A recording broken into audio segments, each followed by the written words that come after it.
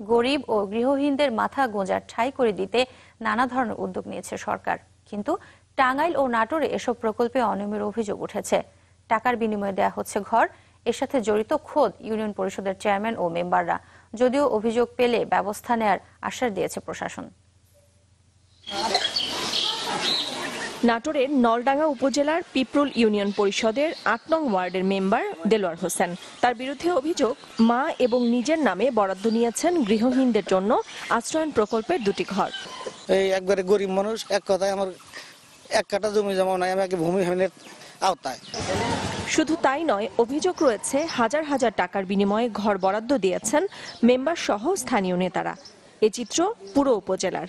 5,000 করে টাকা লিয়েছে, তারপরে হচ্ছে ঘর দিব, টিউবওয়েল দিব, গোসলখানা দিব, পায়খানা দিব, তারপরে আবার 20,000 টাকা দিছে। এখন আমরা ইউনিয়নের যে চেয়ারম্যানের কাছে দিব, সেও তো মানে আমার আশ্বাস হারিয়ে দিছে, এখন আমরা কোথায় যাব?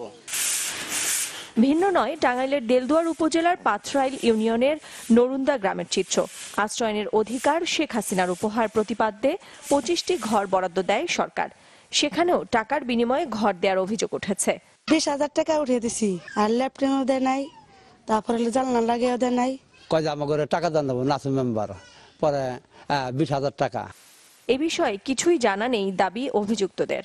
খাওয়া দাওয়াটা হয়তো মানবিক দৃষ্টিতে খাইতে পারে, তারা যদি ইচ্ছা করে দেয় তারা খাইবো, কিন্তু টাকা পয়সার লেনদেন হয়েছে এই নিউজ আমার কাছে নাই।